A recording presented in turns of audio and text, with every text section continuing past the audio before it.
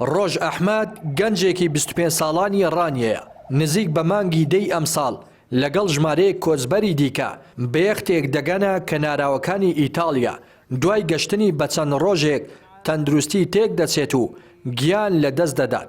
تەرمەکەی گەڕایەوە نێو کەسوکارەکەی و لە گۆڕستانی سەیداوە لە ڕانیا بە خاک سپێردرا. کەسوکارەکەشی دەڵێن پێیان وتین ڕۆژ بەهۆی بەرکەوتنی زەبرێک لە نێو یەختەکە تووشی خوێنبەربوون بووە.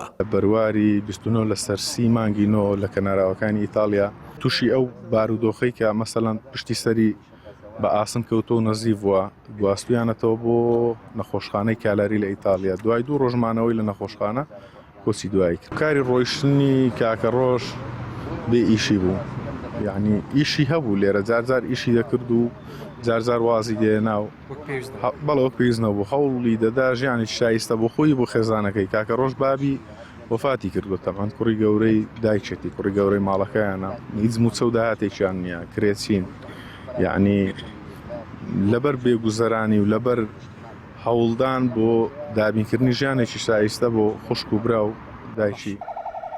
لەگەڵ گەڕانەوەی هەر تەرمێک یان هەر کۆچبەرێک بۆ هەرێمی کوردستان و ئیدارەی ڕاپەڕین کۆمەڵەی پەنابەرە گەڕاوەکان ئاماری گشتی کۆچبەران و قوربانیانی ڕێگەی جێهێشتنی وڵات ئاشکرا دەکات. لەم 11 مانگەی ساڵی 2025 لە سەر 6500 کەس هاوڵاتیانی هەرێمی کوردستان کە بەشێکی زۆری گەنجە نیشتیمانیان جێهێشتووە خۆیان ڕادەستی ئەم قەدەرە کردووە بە ڕێگاکانی مەرگ داویستویانە بگن بە یەکێک لە وڵاتانی ئەوروپا.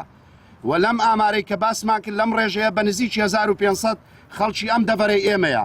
ئەوەشەوە دەکەێنێت کە لەم دەڤەرەی ئێمەدا بێکاری لە لووتکەیە. یەکەم دەرەجە یەک حکوومەت بەرپرسیارە لەم کۆچە نیشتیمانی ئێمە هەرێمی کوردستانی ئێمە خاوەن سەروەت و سامانی سەرزەوی ژێرزەوی کە دەتوانێت ئیدارەیەکی باش و پێشکەوتوو و ژیانێکی باش فراهەم کا بۆ ئەو گەنجانەی کە ئێستا تاکە بژاردەیان بۆتە ڕاکردن لە نیشتیمان نەک بڵین کۆچ. بۆیە پێویستە دەسەڵات ترۆپچی حکوومەت بە ئاگا بێتەوە چیتر بێ ئاگا نەبێ لە ئاست ئەو هەموو قوربانیانەی کە دێتەوە بۆ هەرێمی کوردستان.